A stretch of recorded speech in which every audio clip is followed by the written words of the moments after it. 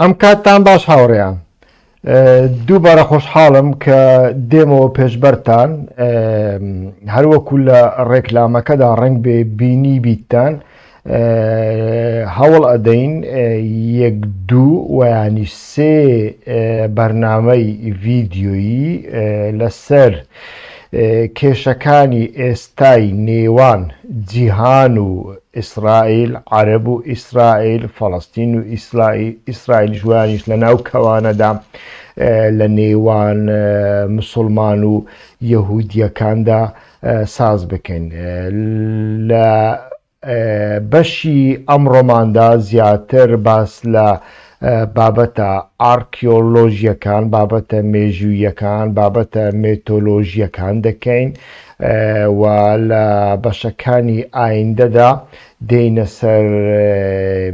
مێژووی نزیکتر و لە دواییشدا هەوڵ ئەدەین باس لە مێژووی دروستبوونی ئیسرائیل و گۆڕانکاریە سۆسیۆلۆجیەکان لە ناو کۆمەڵگای یەهودی تاوەکو دەوڵەتی ئیسرائیلیش بکەین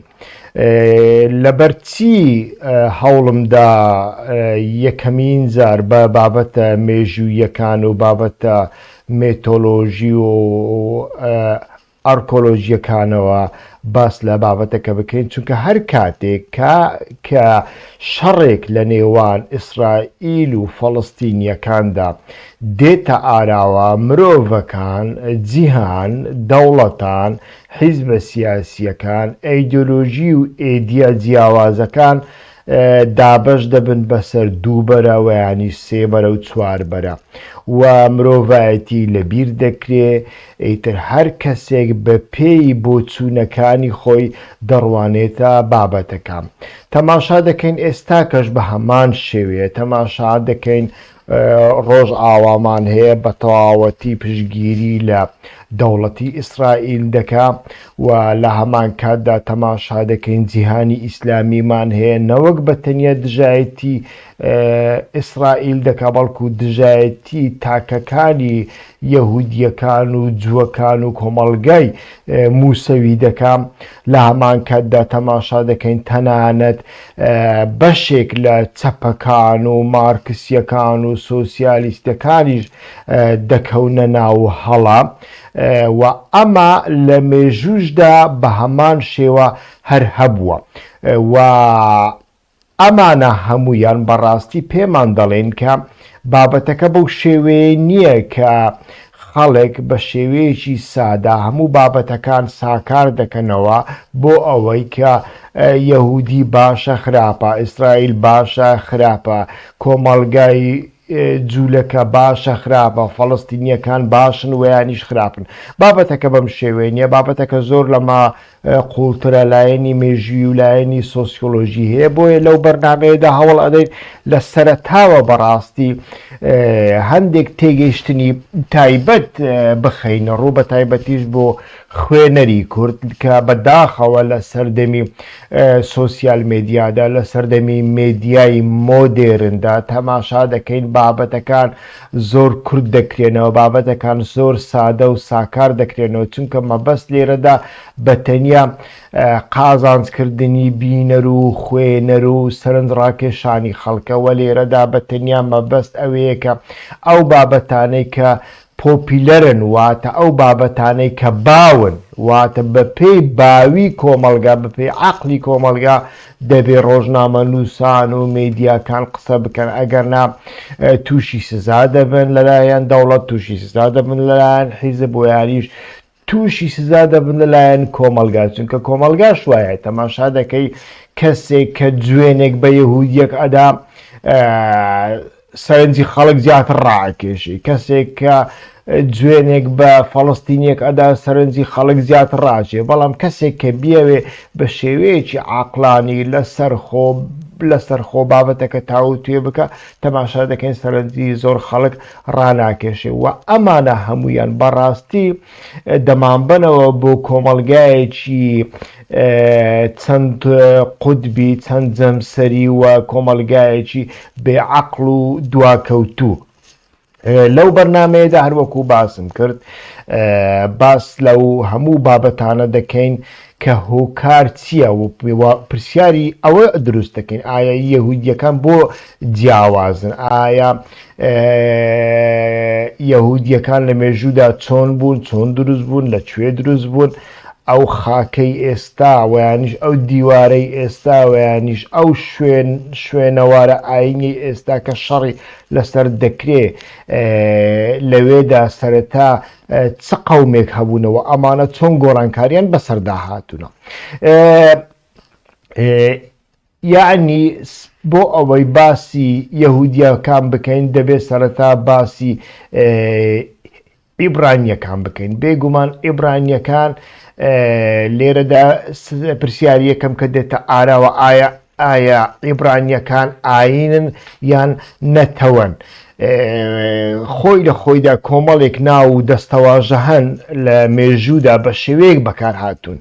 لە ئێستادا بە شێوەیەکە بەکاردێن ڕنگ بێ لە مێژوودا ئەو مەبەستیان نەبوو بێ تەماشا دەکەین دەربارەی مێژووی کوردیشدا تەماشا دەکەین کوردەکان کاتێک باس لە مێژووی کوردستان دەکەن هەوڵ ئەدەن ئارگومنتی ناسیۆنالیستانە بەکاربێنن وەکو بڵێ کوردەکان دەکەنە ینی ڕەسەنی کوردەکان بۆ مەد دەگەڕێنەوە یانیش ناوێک بەکاردێنن ئاڵێن کاردۆخیەکان بۆ نمونە کاردۆخی و کورد لە یەکتری نزیکن بەڵام تەماشای بەڵگە مێژوویەکان دەکەین بەڵگە ئەرکۆلۆژیەکان دەکەین شتێکی وان نابینین مەسەلەی یەهودیەکانی شوایە مەسەلەی یەهودیەکان ینی لە مێژووی لە چەرخەکانی سەرەتا و ناوەڕاستدا ئەگەر بمان هەوێ باس لە مێژووی یەهودیەکان بکەین بەڕاستی شوێنەوارێکی زانستی نادۆزینەوە شوێنەواری زانستی لێرەدا چیە یەک سەرچاوەی زانستیمان هەیە ئەویش ئارکۆلۆژیە واتە شوێن پێکۆڵان گەڕان بە دوای سەرچاوە مێژوویەکان و تێستکردنی ئەو کەلوپەلانەی کە لە ژێر خاکدا یانیش ئەو شوێنەوارانەی کە دەیاندۆزینەوە و دێئێناکردنی ئەمانە و ئینجا دەتوانی بڵێن ئەمانە هەزار ساڵ کۆنە ئەمانە 100 ساڵە کۆنە و ئەمە کە لە شوێنێک دەدۆزرێتەوە نیشانی ئەو ئادا کە ئەو میلەتە ئەو گەلە ئەو کۆمەڵگایوانیش ئەو ئاینە بڵێن ناوکەوانەدا لەوێدا هەبووە بۆیە کە تەماشای مێژووی یەهودیەکان دەکەین لە تەرخەکانی سەرەتا و ناوەڕاستدا جگە لە کتابی موسەویەکان ئێمە بابەتێک نادۆزینەوە یعنی بابەتێک نادۆزینەوە کە پەنای بۆ ببین ئەمەش ئەم پەرتوکە ئاینیانش وەکو هەموو پەرتوکە ئاینیەکانی دیکە جگە لە ئەم ئەفسانە شتێکی دیکەنین یعنی ئەمانە ناکرێ بە هەندوەرنەگیرێن بەڵام ناکرێن وەکو بابەتێکی زانستیش تەماشا بکرێن لێرەدا کە تەماشای ئیبرانیەکان دەکەین لە سەرەتادا بەمانای کۆچەر بەکار هاتوونە یعنی لە شوێنێکەوە ئەچنە شوێنێکی دیکە بەو معنایە بەکار هاتووە بەڵام ئێستاکە بە شێوەیەکە بەکاردێ تەماشا دەکەین دیسان ئەگەر بۆ بابەتە ئاینیەکانی موسەویەکان بگەڕێنەوە بۆ پەرتوکە ئاینیەکانیان بگەڕێنینەوە تەماشا دەکەین کە زیاتر ئەو مێژووە ئەوان دەیگەڕینەوە بۆ سەردەمی پێغەمبەر ئیبراهیم ئابراهام کە دوو کوڕی هەبوونا وا دیارە مێژووی جێرانەوەی مێژووی ئیبراهیم کۆمەڵی گفتوگۆ و ناکۆچی لە خۆوە دەگرێت چونکە وەکو وتمان بە بابەتێکی زانستی نییە هەتا وەکو ئێستا شوێنەوارێک نەدۆزراوەتەوە لە پەرتوکە ئاینیەکاندا باز دەکرێت و هەر کەسە و بە شێوەیەکی جیاواز باسی دەکات موسڵمانەکان بە جیاواز باسی دەکەن کریسیانەکان بە جیاواز باسی دەکەن و یەهودیەکانش بە جیاواز باسی دەکەن هەندێکیان 6 کوڕی هەبوون، هەندێکیان 2 کوڕی هەبوون، هەندێکیان 1 کوڕی هەبووە. بەڵام تەماشا دەکەین زیاتر لە پرتوکە ئاینیەکاندا ئیسحاق و ئیسماعیل زیاتر زەق دەبنەوە. ئیسحاق واتە باوکی یەهودیەکانە، ئیسماعیلیش باوکی عەرەبەکانە، کەواتە ئێستا کە تەماشا دەکەین دوو برا نەوەکانی دوو برا لە ناو شەڕێکی مێژووی زۆر گەورەدان، بەڵام ئەو شەڕە مێژوویە سەرەتادا لە نێوان عەرەبەکان و ئیسرائیلیەکان و یانیش عەرەبەکان و یەهودیەکان دەستی پێکردووە نەخێر، ئەمەش ڕاست نییە. یعقوب لە ئیسحاقا و گەلێک جار لە سەرچاوە ئاینیەکاندا بە مانای خوداشەوە دێتن و ئیسحاق و ئیسرائیل تەماشا دەکەن لە یەک نزیکن و لە هەمان کاتدا لەو سەردەمەدا لە ڕۆژهەڵاتی ناوەڕاستدا ئەل زیاتر ئەل لە بۆ ئەڵڵا بەکار هاتووە، ئەڵڵا ئەل فلان و ئەل فلان. یەهودا دیسانیش لە تەماشا دەکەین بە پێی مێتۆدۆلۆژی یەهودیەکان واتە یەهودیەکانەوەی یعقوبن. پاشان موسا دێتە مەیدان و پێیان دەڵێن موسەویەکان. چەند چەمکێک هەنە لە سەرەتا دەبێ لێرەدا باشتر باسییان بکەین، ئەویش سمیتیک و ئانتی سمیتیکە. زۆر گفتوگۆ هەڵدەگرێت. تەماشا دەکەین لە یەهودیە ئیسرائیلیە ناسیۆنالیستەکان زیاتر هەر کەسێک ڕەخنەیەک لە دەوڵەتی ئیسرائیل بگرێ بە ئانتی سێمیتیک واتە دژە سێمیتیک دژە سامیەکان لە قەڵەمی دەدەن و ئەمە لە دوای جەنگی جیهانی دووەمیندا واتە لە دوای ڕووداوەکانی هۆڵۆکۆست بە دەستی نازیەکاندا ئەمە لە لێتراتوردا جێگای گرتووە. تەماشا دەکەین ئێستا کە سیاسی ئەڵمانیەکان کاتێک بیانەوێ باس لە گیر و گرفت و شەڕەکانی نێوان ئیسرائیل و فەڵەستینیەکان بکەن، زۆر بە حەزەر و بە دیقەتەوە ڕەخنەی ئیسرائیلیەکان دەکەن بۆ ئەوەی پێیان نەڵێن تۆ ئانتی سێمیتیکی، چونکە هۆلۆکۆست لە ئەڵمانیا ڕوویداوە و تەماشا دەکەین لە هەمان کاتدا بۆچوونی پێچەوانەش هەیە. ئیتر سێمیتیک و ئانتی سێمیتیک لێرەدا بە تەواوەتی باز دەکەین، بەڵام پێشەوەی باز بکەین بێگومان لە تەوراتدا باس لە کوڕەکانی نوح دەکرێت کە خام، سام، یافات ئەو ناوانە زۆر بەکاردێن. خام کۆچی مسر دەکات و لە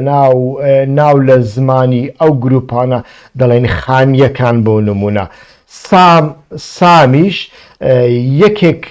لەو کوڕانەی نوحە و ڕنگ بێ وشەی سامی لەوێوە هاتبێت، چونکە لەو سەردەمەدا لە وڵاتی کەنعان واتە فەڵەستینی ئێستا و دەوروبەری مسردا سامیەکان هەبوونە، ئارامی و ئەکەدی هەبوونە و دوای عەرەبی و کەنعانی و بابلیان پێگوتون. ئەمانە هەمویان ڕنگ بێ بگەڕێنەوە بۆ گروپی سامیەکان. لە ڕاستیدا ئانتی سێمیتیزم یعنی دژبەرایەتی کردنی سامیەکان واتە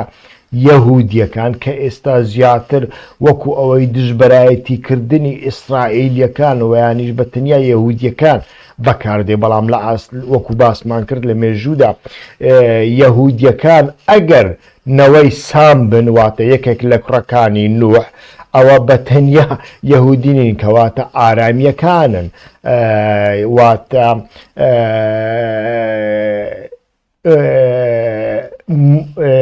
بە تەنیا موسەویەکان نێن، کریسیانەکانی ڕۆژهەڵاتی ناوەڕاستن، ئەکەدیەکانن، سووریانیەکانن، عەرەبەکانن، کەنعانیەکان، بابلیەکانن. بەڵام لە سەردەمی سەدەی لە دەوروبەری سەدەی 12 و 13دا زیاتر بەوانە دەڵێن سامیەکان و لە ئەوروپا زیاتر سەر هەڵئەدا بێگومان لە کەنارەکانی دەریای سپیناوەڕاستدا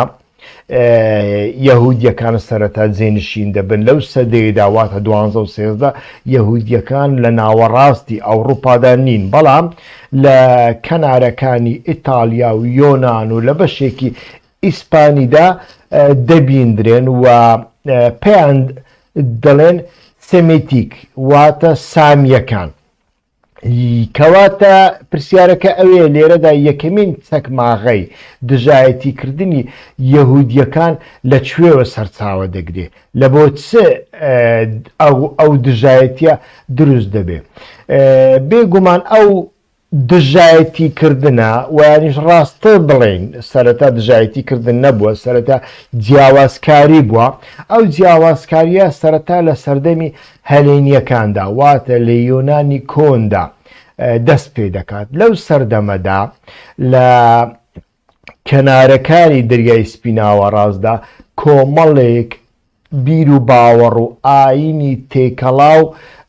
بە یەکتری لەگەڵ یەکتریدا دەژین مەزداییەکان هەن یەهودیەکان هەن گروپی دیکە هەن و ئەمانە هەمویان لەگەڵ یەکتری دەژین و لە بۆ یەکتری کراوەنە ئەمە لە سەردەمی خەلیفەی هاڕۆن ڕەشیددا تەماشا دەکەن لە ناو ئیسلامیشدا هەیە لە ناو ئیسلامیشدا خۆی بەتەنیا لە سەردەمێکدا ئیسلام لە ناو ئیسلامدا بەرهەمی عەقلانیەت دروست دەبێت ئەویش لەو سەردەمێدا کە تەماشا دەکەین مزگەوتەکان پەرستگا ئاینیەکانی موسڵمانەکان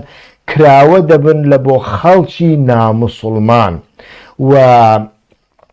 تەماشا دەکەین لەوێدا گفتوگۆ دەکرێت گفتوگۆکردن زۆر ئاسانە حتا گفتوگۆ لەسەر خودا دەکرێت لەسەر پێغەمبەرەکان دەکرێت لەو سەردەمەدا تەماشا دەکەین خەڵکانێک هەبوونە لە نوێژی جومعەدا کەسایەتی پێغەمبەر محەممەدیان خستۆتە ژێر پرسیارەوە یعنی هەموو شتێک تەنانەت ئاەتەکانی قورئانیش بەبێ پرسیار و بەبێ گومان بەڕێ نەکراون لەو سەردەمەی یعنی لە سەدەی 12دا لەسەر کەنارەکانی دەریای سپیناوەڕاستدا لە سەردەمی هێلینیەکاندا تەماشا دەکەین شتێکی وا هەیە یعنی ئاینەکان بەڕووی یەکتریەوە کراون خەڵکەکە ئەچنە پەرزگا ئاینیەکان بۆ نمونە لەو شارەی کە من لێی لەدایک بووم و گەورە بووم شەقڵاوە لەوێشدا وا بووە یعنی تەماشا دەکەین کاتێ مزگەوت دروست دەکرا قەشەیەک دەهات بەردی بناغی یەکەمینی دروست دەکردەوە یانیش کاتێک کڵێسا دروست دەکرا بە هەمان شێوە ئێمە بۆمان هەبوو بچینە کڵێساکان ئەوان دەهاتنە مزگەوتەکان یعنی پێ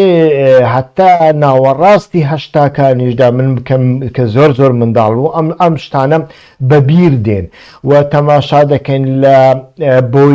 لە بۆنە ئاینیەکاندا هەر کەسێک دەهات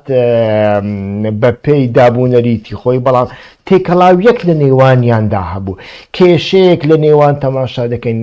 بێگومان لە شەقڵاوەدا هەتاوەکو دروستبوونی ئیسرائیلدا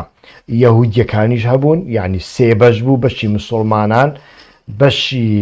جوولەکەکان ئێستاکەش گردی جوولەکان و گۆڕی جوولەکان ماوە و بەشی مەسیحیەکان هەبوو ئێستا بەداخەوە دوای دروستبوونی ئیسرائیل یەهودیەکان جوولەکەکان دیپۆرت دەکرێنەوە و تەماشا دەکەین بەڕاستی لەو سەردەمەدا هەتاوەکو ئەم دواییانەش هەتاوەکو کۆتایی هەشتاکاندا بە تایبەتی تێکەڵاوێتەشی زۆر هەبوو ئەمە لە مێژوودا بەردەوام هەبووە یعنی هەلێنیەکان و ئێرانیەکان و مەزداییەکان تێکەڵاو هەبوونە بۆ نمونە باس لەوە دەکرێت کە خودای یۆنانیەکان زیوس خودایەکی گشتی بووە هەمویان بووە یعنی جگە لە خودای خۆیان خودای گشتیشیان هەبووە لەوێدا تەماشا دەکەین یەهودیەکان بەتەنیا خۆیان بە جیاواز دەگرن واتە دان بە خوداکانی دیکەدان ناهێنن و دان بە پەرزگاکانی دیکەدا ناهێنن، ناچنە پەرزگاکانی دیکە و ڕێگا نادەن خەڵکی دیکە بێتە پەرزگای جوولەکەکان و ئەمە کێشە دروستەکە و یەهودیەکان یەکەمین گروپن لەو سەردەمەدا کە بەتەنیا یاهۆوە واتە ڕەبی ڕەب دەناسن، یاهۆوە بە ئەگەر تەرجمەی عەرەبی بکەینەوە واتای ڕەب دەگەینی، یەهود یاهۆوە لەوە هاتووە و لە تەوراتدا تەماشا دەکەین دەبینین کە یاهۆوە دەڵێ من خودایەکی حەسوودم، واتە حەسوودی بە خوداکانی دیکە دەبا. کاتێک خودایەکە وابێ کۆمەلگاکانیشی شوێن هەڵگرەکانیشی تەماشا دەکەن کە حەسوودی ویانیش حەز ناکەن تێکەڵاوی کۆمەلگاکانی دیکە ببن. لەو سەردەمەدا زەواج هەیە لە نێوان ئاینە جیاوازەکان و کۆمەلگا جیاوازەکاندا، بەڵام پاگانەکان تەماشا دەکەین پاگانە یەهودیەکان هەوڵ ئەدەن ڕێگا لەمە بگرن. ئەمە نامانەوێت زانیاری غەڵەت ڕابگەینی، واتە هەموو یەهودیەکانیش وها نەبوونە، یەهودی دیکەش هەبووە کە تەماشا دەکەین هەم یەهودی بووە نکۆڵی لە ناسنامەی خۆی نەکردووە، بەڵام لە هەمان کاتدا لەگەڵ گروپەکانی دیکە زەواجی کردووە و تێکەڵاو بووە و ئەمانە کاتێک کە وەها خۆیان بە جیاواز دەگرن و پەرزگاکانیان ینی بڵێن مزگەوتەکانیان با بڵێن پەرزگا ئاینیەکانیان داخراو دەبن لە خەڵکی دیکە، ڕێگانادەن خەڵک بچێتە ناویان، ئەمە گومان دروستەکە. چۆن تەماشا دەکەین ئێستاکە کاتێک حیزبێک ویانیش دوو سەرکردە لە ژوورێکدا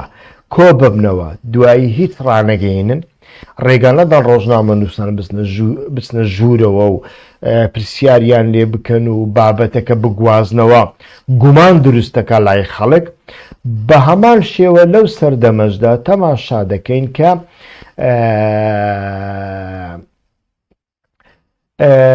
پاگانیستەکانی چەرخی ناوەڕاست گومان دروستەکەن لە یەهودیەکان، یعنی پرسیاری ئەوە دروستەکەن باشە ئەمانە بۆ لە شوێنی نهێنیدا عیبادەت دەکەن و ئەمە کۆمەڵێک ئەفسانە دروستەکە، ئەفسانە دروستەکە لەلایەن پاگانەکان. پاگانەکان لەو سەردەمەداواتە نووسەرەکانی ئەو سەردەما هەڵدەستن بە داتاشینی بڵێن هەندێک بوختان ویانیش هەندێک ئەفسانە بۆ یەهودیەکان. یەک لەوانە لەو سەردەمەدا ئەوە باوە کە یەهودیەکان حەمامی خوێن دەکەن، یعنی لە بانیۆ لە حەمامدا بە خوێن خۆیان ئەشون ویانیش منداڵ دەکەنە قوربانی.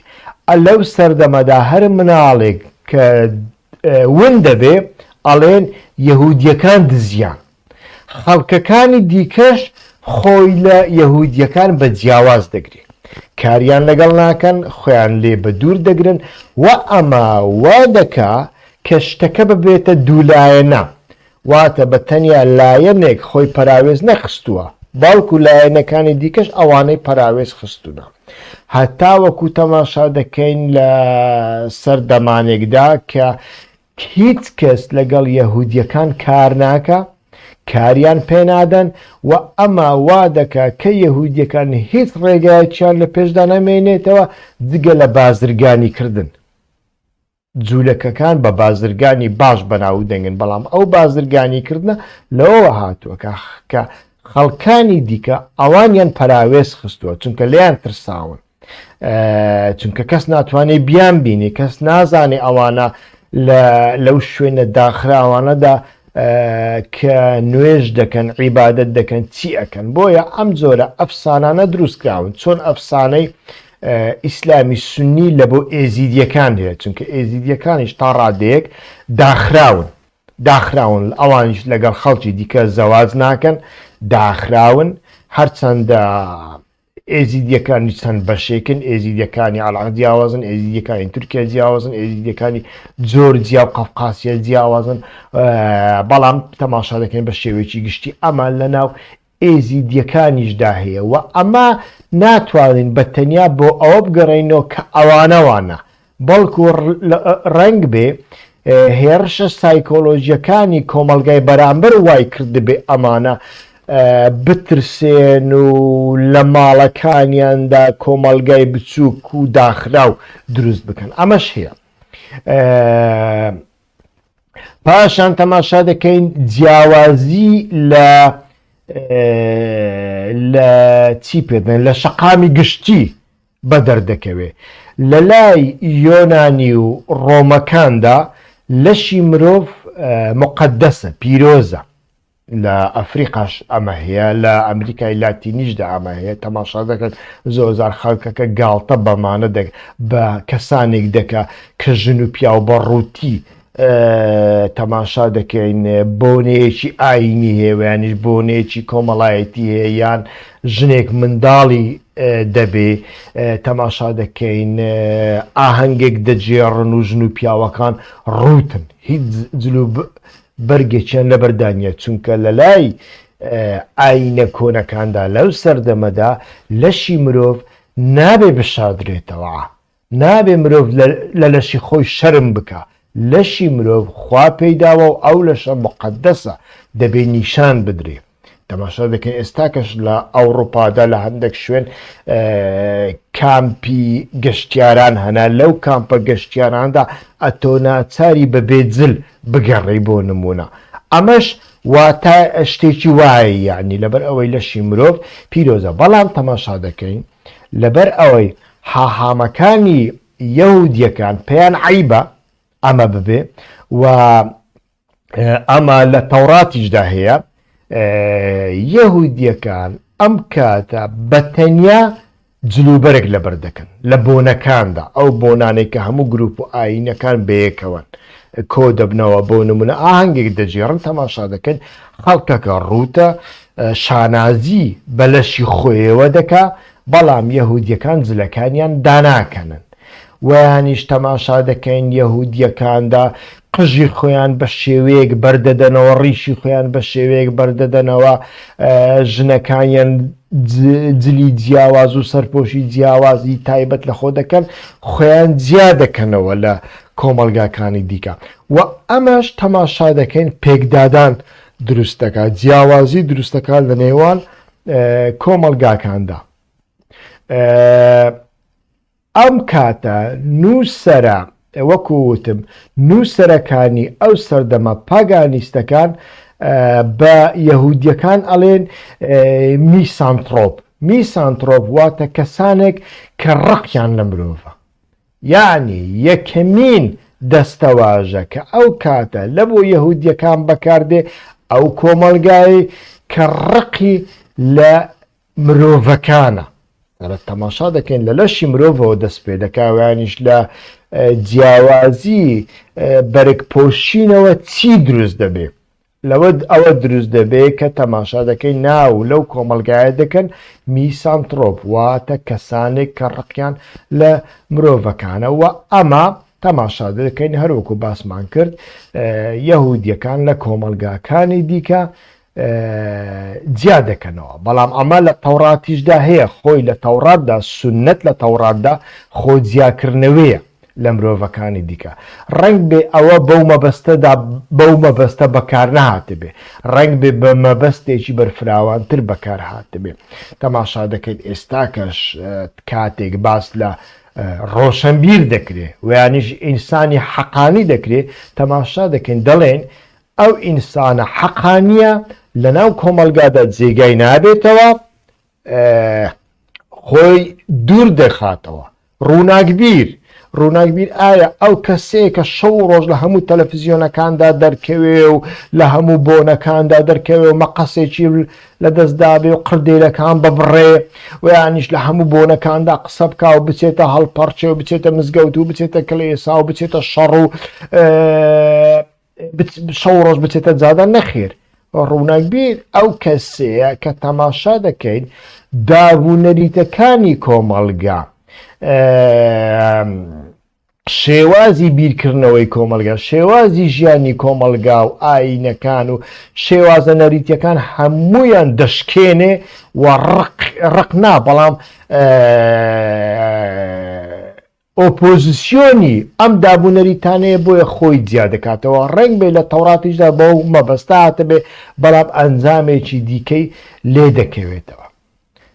وارو هەر وەکوتم ئەمە هەموو یەهودیەکان وانی بەڵام بەشێکی زۆر ئەمانەی کە لە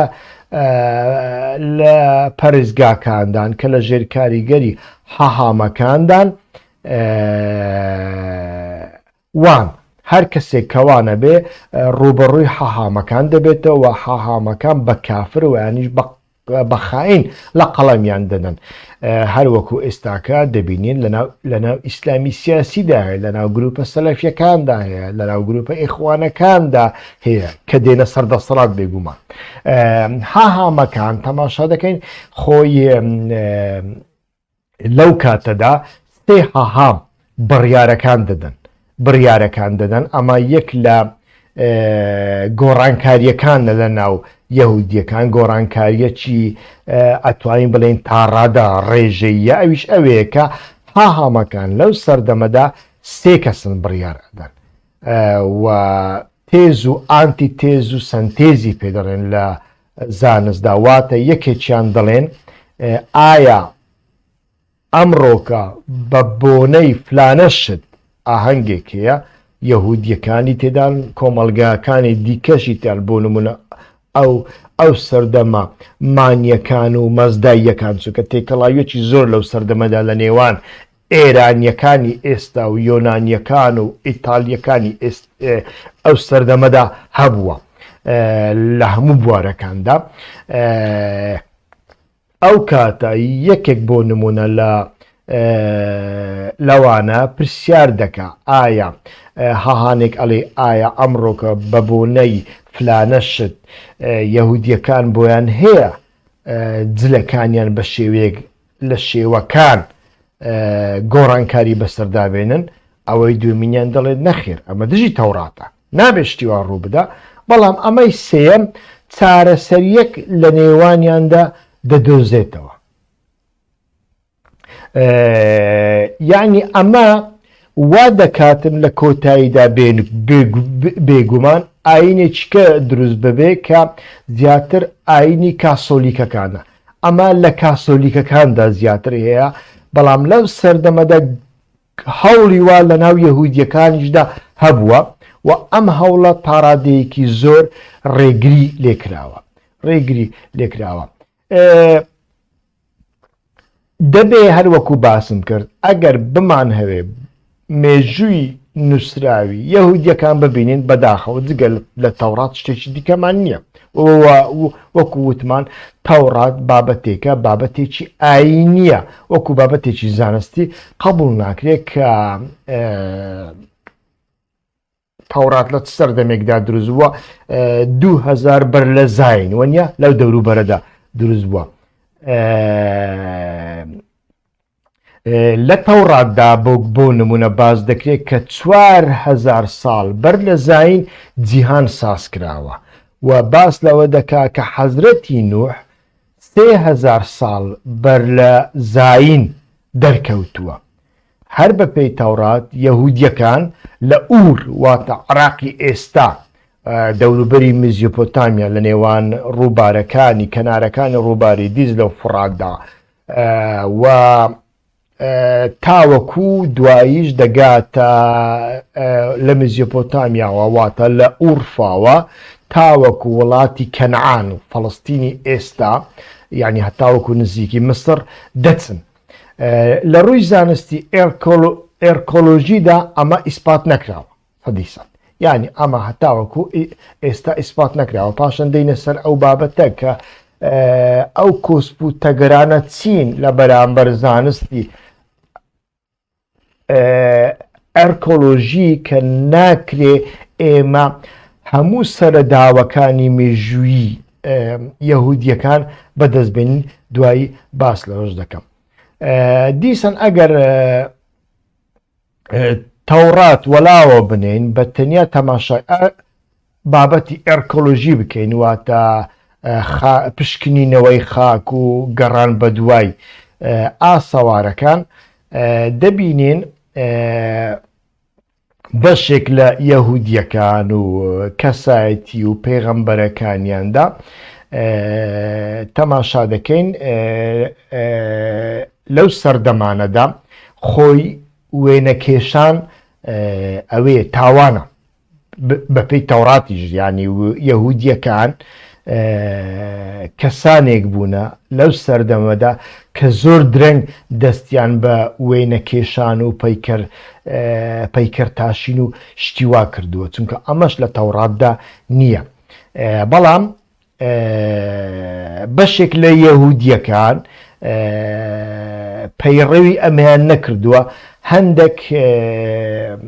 هەندێک پەیکەر و ڕەسم و شتیوایان دۆزیوەتەوە بۆ نمونە لەو ساڵانەی دواییدا پەیکەری داوت لە ئیسرائیل وابزانم دۆزرایەوە دوایی سەرەکەی دزرا ئیسرائیل و مسڕیەکان لە نێوانیاندا بووە ناکۆشی ئەو گوتی تۆ دزیوتە ئەوەی دیکەوتی تۆ دزیوتە لە سەردەمی پاپی ڕۆزدا جاری یەکەم نووسینیان وێنە لە سەربەرد ساز کرا لە مەسەڕواتە 600 ساڵ بەر لە زاین لە نووسینەکاندا لە ناوەکاندا هەست بە هەبوونی یەهودیەکان دەکەین بە تایبەتی لە دەوروبەری شاری ئەلەفان تەماشا دەکەین لە مسر ئەم جۆرە شتانە دۆزراونەتەوە پاشان نووسری یۆنانی بەناوبانگ هێرۆدۆت باس لە قەبیلێک دەکات لە بەرهەمەکانیدا لەو سەردەما واتە 600 ساڵ بەر لە زاین ئەمانە بابەتی ئێرکۆلۆژین واتە ئێمە ئێستا باس لەو سەرچاوانە دەکەین کە لە دەرەوەی تەوراتدا هەن لەوێشدا تەماشا دەکەین هێرۆدۆت باس لە قەبیلەیەک دەکا لەو ناوچەیەدا لە ناوچەی کەنعان واتە لە کەنارەکانی دەرگای سپیناوە ڕاستدا بە ناڵی یەهودینە بەڵام کە شێوازی باسکردنەکەی گومانێکی وا دروست دەکات کە ئەمانە یەهودی بن چونکە یەهودیەکان لەو سەردەمەدا سەربازی چی بڵێن یعنی ئێستا کە پێیان دەوترێت سەربازی بە پارە سەربازی بە کرێگیرە و پرۆکسی مسڕیەکانیش ینی ئیمپراتۆریەتی مسر لەو سەردەمەدا لەبەر ئەوەی مسڕیەکان ئەوە باوە ئێستا کەش لەناو مسڕیەکاندا مسڕیەکان کۆمەلگایەکن زۆریان حەز لە چێشت وەرگرتن لە ژیاندا هەیە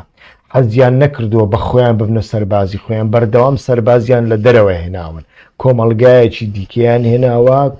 کۆمەلگایەکی شەڕکەر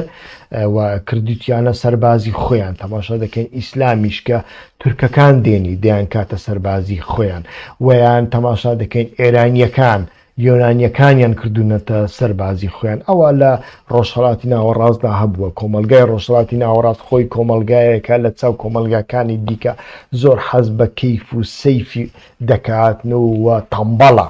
لەوەدا بۆیە بەردەوام سەربازیان لە دەرەوە هێناوە ئەمانە هەمویان کۆمەڵێک گومان دروستەکان کە لەو سەردەمەدا یەهودیەکان هەبوو بن لەو دەورو بەرەدا بەڵام لە ڕووی ئەرکیۆلۆژی ئێمە تاوەکو ئێستا لە میزۆپۆتامیا ئەوەمان نەبینیوە چونکە زۆر کۆنا و کۆمەڵێک کێشە هەنا دوایی باسییان دەکەن خۆی یەهودیەکان بۆ سەردەمی ئیبراهیم دەگەڕێنەوە یعنی دیسانیش تەماشا بکەین ئارکۆلۆگە جوولەکەکان باز دەکەم لە ناو کاوان ینی وشەی ئارکۆلۆژی بەکاردێنم بەڵام ئارکۆلۆژە جوولەکەکان کە لایەنگری ئاینی یەهودینە ویانیش موسەوینە ئەوان باس لەوە دەکەن کە حەزرەتی ئیبراهیم 2000 ساڵ بەر لە زاین لەدایک بووە واتە کەواتە 2000 ساڵ بەر لە زاین دەکاتە دەوروبەری سەردەمی سۆمەریەکاندا لە سەردەمی سۆمەریەکاندا دایوە یوسف 1400 ساڵ بەر لە میلاد لەدایک دەبێ موساش 1200 ساڵ وابزانم بەر لە زاین دێتە ئاراوە 1200 ساڵ 1300 ساڵ ئیتر ئەمەیان گرنگ نییە بەڵام لەم سەردەمەدا دێتە ئاراوە و موسا یەهودیەکان لە مسر دەگوازێتەوە بۆ فەڵەستین و پاشان دەگەڕێنەوە پاشان دێنەوە فەڵەستین و ئیتر ئەم زۆرە ئاڵوگۆڕیە بەردەوام لەناو کۆمەلگای یەهودیدا هەبووە چۆن دوایی دەستنە ئەوروپا و لە ئەوروپا دیسان دەگەڕێنەوە وڵاتی کەنعان واتە فەڵەستینی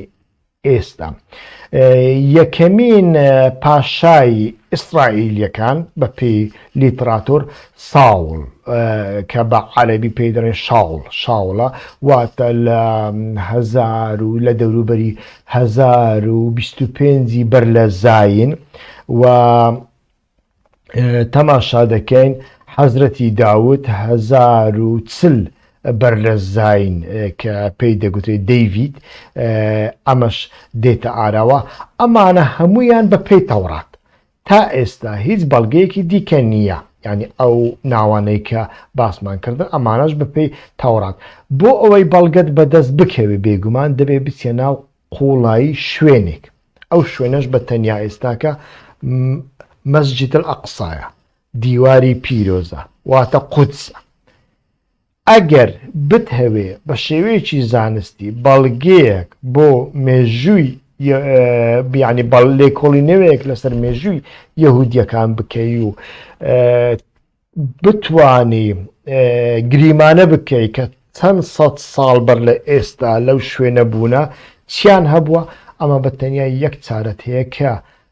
مەسجد ئەقسا و دیواری پیرۆز بڕوخێنی بۆ بیڕوخێنی چونکە ئەو دیوارەی ئێستا لە ڕاستیدا نە مسلمانەکان دروستیان کردووە و یەهودیەکانیش دروستیان کردووە دیوارێک پێشتر هەبووە ئەو دیوارە ڕووخاوە بەڵام دوایی ڕۆماکان ئەم دیواریان دروست کردووە کە ئێستا مسلمان و جوولەکەکان لەسەری شەڕ دەکەن وا دیارە هەموو کەس لەسەری شەڕ ناکە هەندێک بەشێکی زۆر لە پیاوانی ئاینی لە هەموو لایەنەکاندا لایەنگری ئەوەن کە هەمویان بەیەکەوە بچن لەو دیوارە نوێژی خۆیان بکەن ئاین پەرستی خۆیان بکەن واتە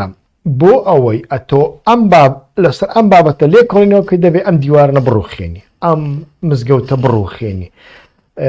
بۆ بیڕوخێنی چونکە دەبێت ئەتۆ 30 تا 40 حتا 50 مەتر بچە ژێر قوڵایی خاک بۆ لەبەر ئەوەی شارستانیەتەکان لەسەر پشتی یەکتری دروستکراون تەماشا دەکەین ئێستاکەش لە لادەیە هەورامیەکاندا دەبین خانووەکان لەسەر یەکترنوانە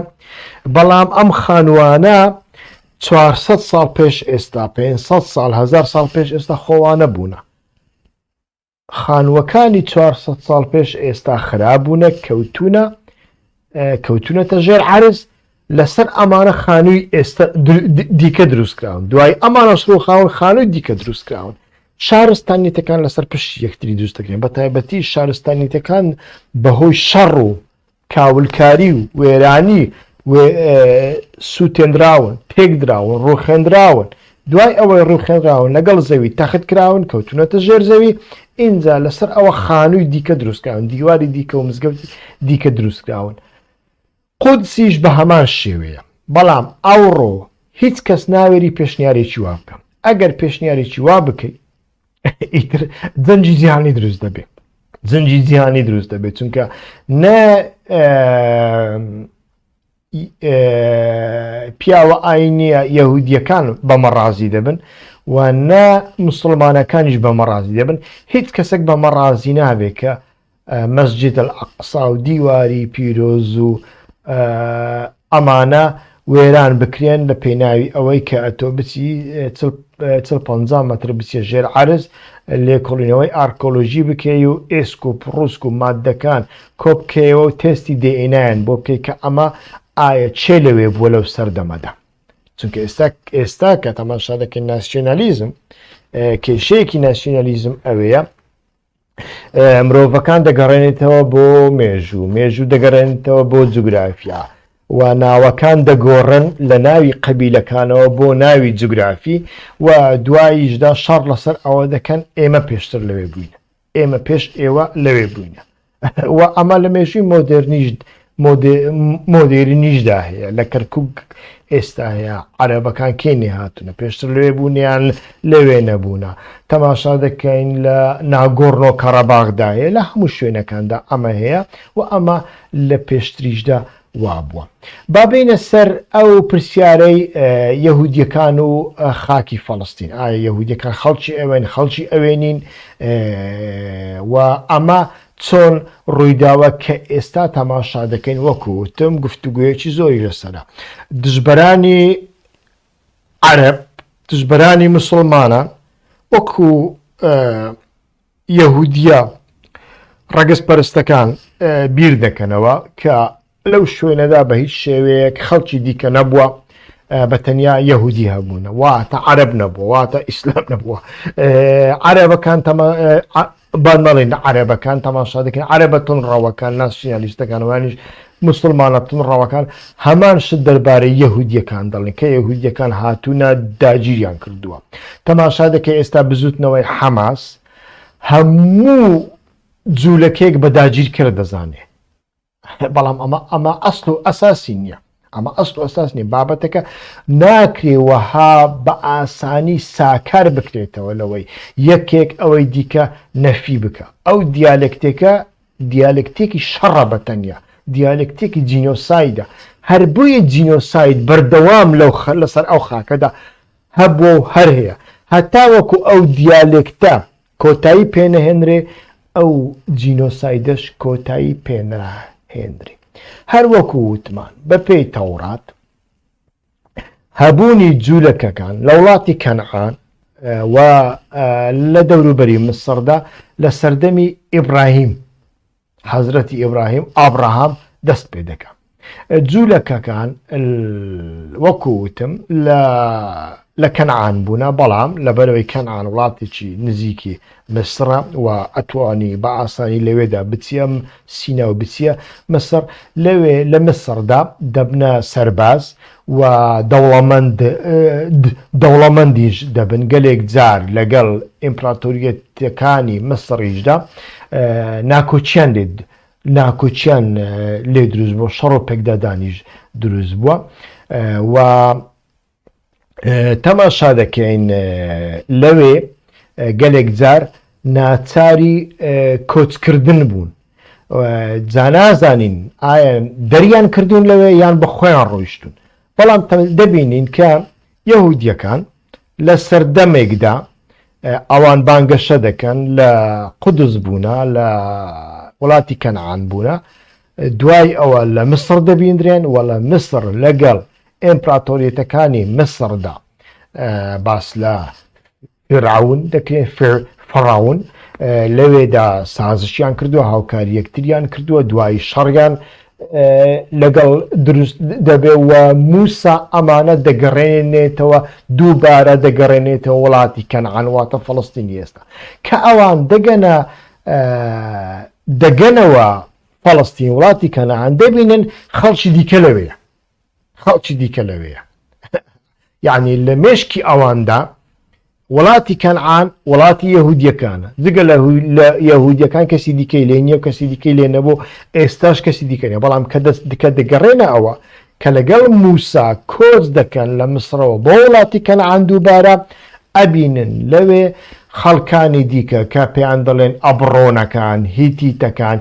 فیلیستەکان لەوێنە فیلیست دوایی باس لە وشەی فیلیست دەکەم فیلیسەکان لەوێنە و لەگەڵ ئەوانەدا لێیان دەبێتە شەڕ فیلیسەکان کێن فیلیسەکان کە لە وڵاتی کەنعانن ئەو فەڵەستینیانەی ئێستانین بێگومان بەڵکو پێیان دەگوترێ قەومی دەریا و یانیش کۆچبەرەکانی دەریا یعنی دەکرێت گومان بکرێت کە ئەمانە لە ئەوروپاوە دەریاوان بوونە قەومی دەریا بوونە و لەوێ جێنشین بوونە لەو سەردەمەدا.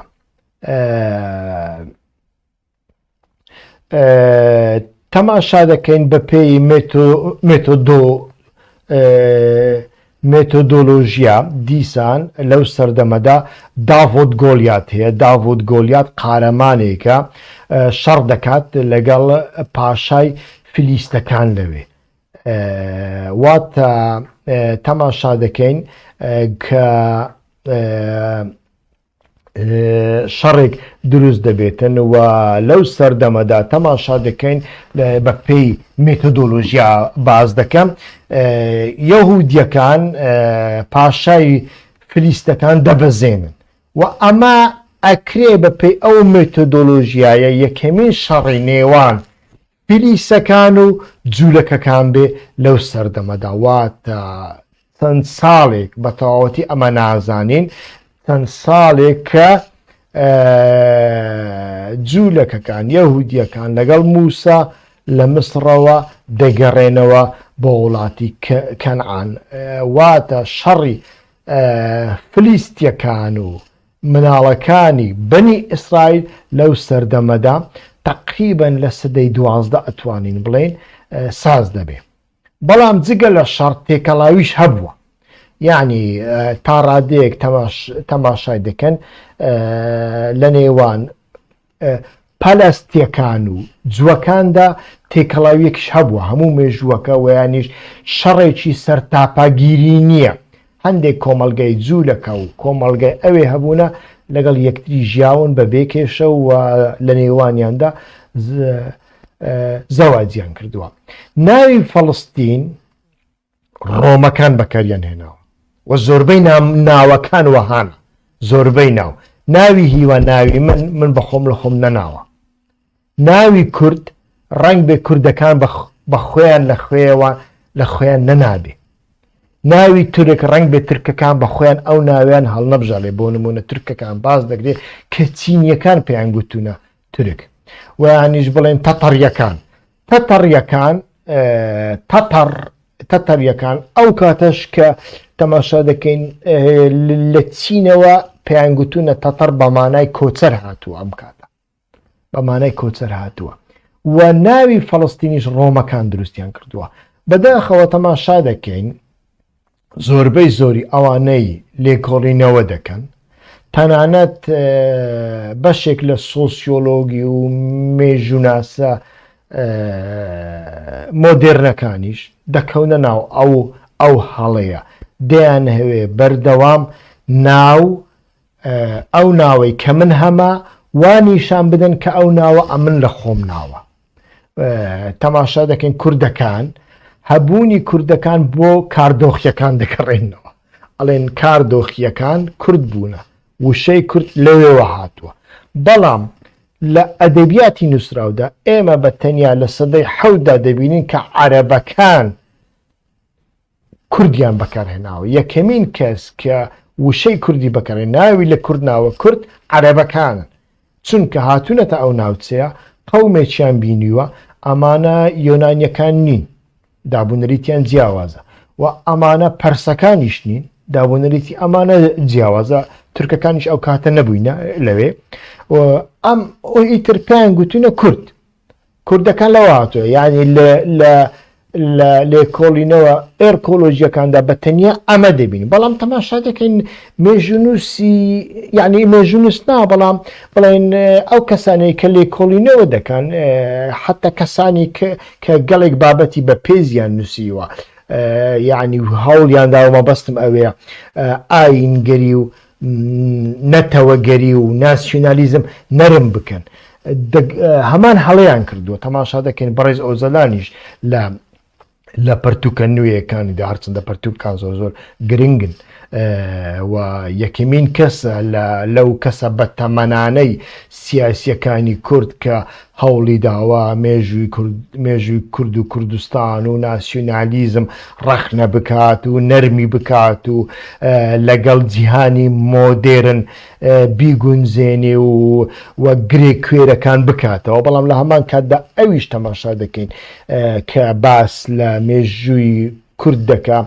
کوردی گەڕاندۆتەوە بۆ کاردۆخیەکان. بەڵام ئێمە بابەتێکی وامان لە بەردەستدانیە بە شێوەیەکی زانستی کە ئەمە بسەلبێنێ کە ئێمە لە کاردۆخیەکانەوە بووینە.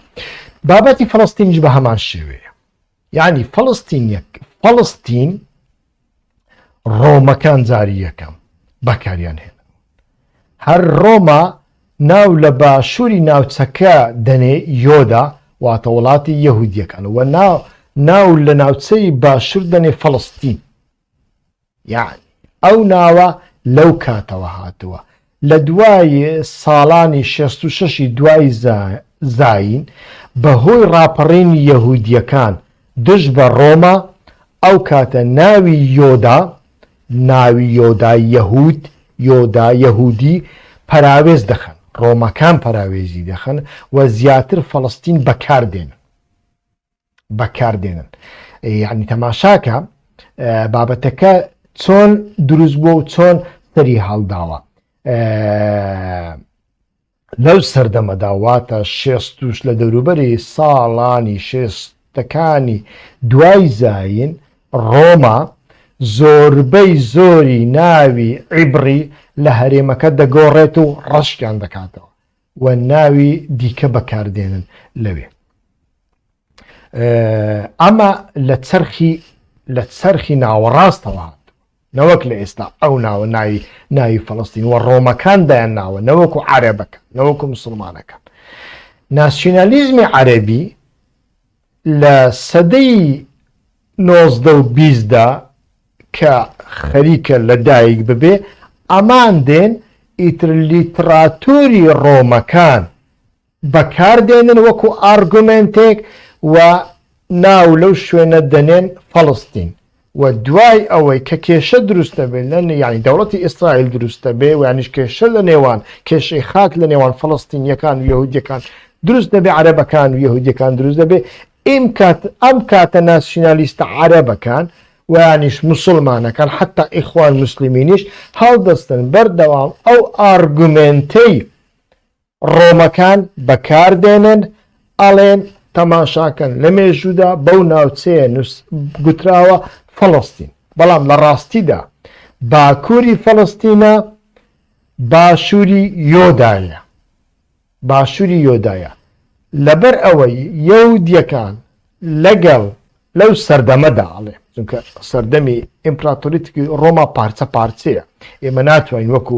مێژوو نووسەنە خوێندەوارەکان کە ئەوانەی قەڵەم دەگرن باس لە ڕۆما دەکەنەوە. ئێمە کۆماری ڕۆمامان هەیە، ئێمە ئیمپراتۆریەتی ڕۆمامان هەیە، ئەمانە جیاوازن لە هەندێک سەردەمی ڕۆمادا یەهودیەکان و یانیش ئاین کێشەیەک نەبووە وەکو ئێستا لە بەلجیکا ئەتۆ باج و سەرانەی خۆت بدە ڕاپەڕین مەکە دژی دەوڵەت هیچ کێشەیەکت نییە. لە بەلجیکاش وایە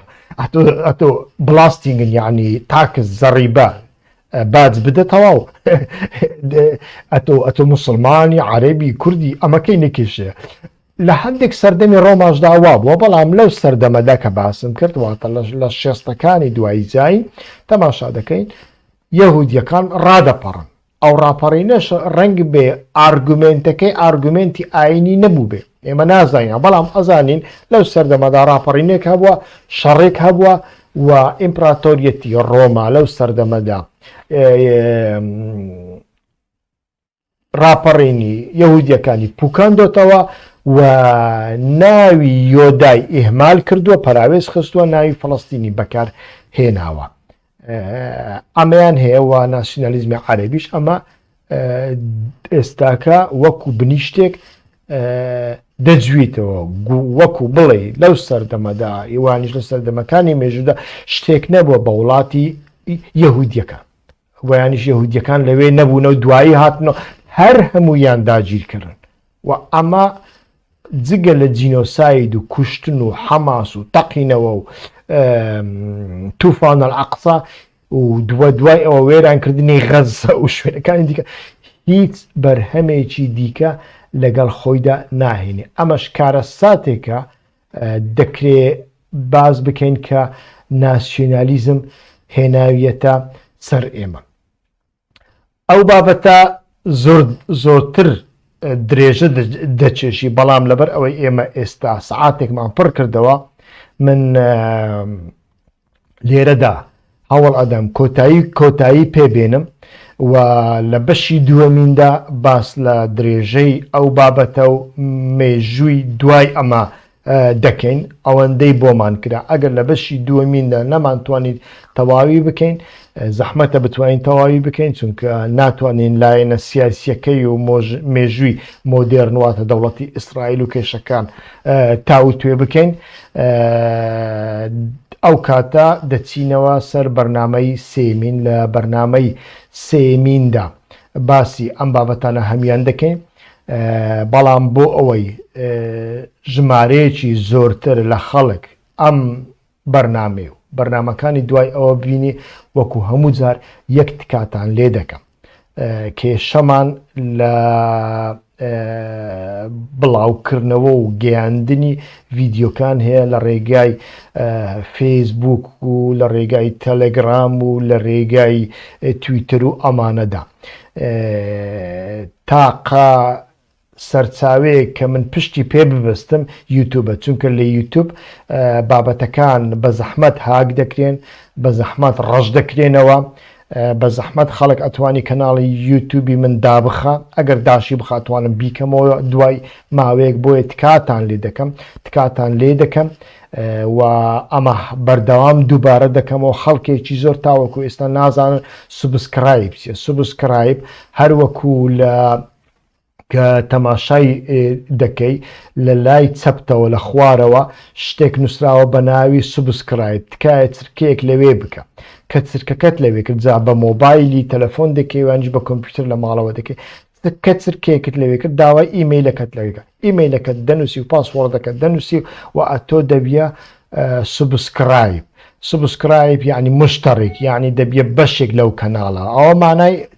بۆچی باشە؟ بۆ ئەوە باشە کە من بەرنمەیەکم ساز کرد یەکسەر ئیمێل ویانیش یوتوب ئاگدارت بکاتەوە بکە بەرنمەیەکی نوێ سازکراوە یانیش ئێستا ساز دەکرێت ویانیش لایڤ دەکە. زۆر لە هاوڕێیان بەردەوام گلەیم لێ دەکەن ئەڵێن بابەتەکانی تۆ نبینی بۆمان نانێری. چۆن ئەم بتوانم بۆ هەزاران کەس ئەو بابەتە بنێڕیانی؟ ئەمە زۆر زەحمەتە بۆیە تکاتان لێ دەکەم. هەم داوا لە هاوڕێ و کەس و کار و دەوروبەرتان بکەن ئەم کارە بکەن، هەم بە خۆتان ئەم کارە بکەن، ئیهمال مەکەن، چونکە من بەردەوام ناتوانم لەسەر فەیسبوک ئەم ڤیددیۆانە بڵاو بکەم، ئەتوانم لینکی یوتوبەکە دابنێم، بەڵام هەندێک جار بەڕاستی هەتاوە کوێستاش کێشەم هەیە لەگەڵ فەیسبوک. ئەم کێشەیە قەت کۆتایی پێنایە و مەترسیشەیە کەناڵەکەم دابخرێ ببورن پەیجی فەیسبوکەم دابخرێ، ئەو مەترسیەی لەسەر ئەوە چەند جارێکە ئاگدارم دەکەنەوە. بۆیە تکایە کەناڵی یوتوب سوبسکرایب بکەم تا بەرنامەی ئایندە کاتێکی خۆشتان بۆ دەخوازم، بەڵام بەر لەوەی کۆتایی پێبینین بابەیەکەوە تەماشای ڕاپەڕین و خۆپیشاندانی جوولەکەکانی ئەمریکا بکەین دژ بە دەوڵەتی ئیسرائیل کە خەریکە فەڵەستینیەکان جینۆساید دەکا و ژمارەی قوربانیانی فەڵەستینی لە غەزە 10,000 تێپەڕان کە لە 170 ژن و منداڵن. با تەماشای بەیەکەوە ویژدانی دایک و کچ و کوڕە یەهودیەکانی ئەمریکا بکەین کە ئەمانە بەشێکی زۆریان نەوەی قوربانیەکانی هۆلۆکۆستن. Officials. Democracy Now! is there. Today we bring you some of the voices at Grand Central, including Rosalind Pachetsky, professor of political science at Hunter College.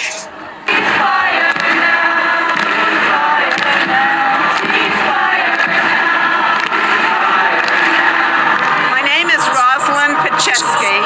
I'm here with maybe 1,000 others,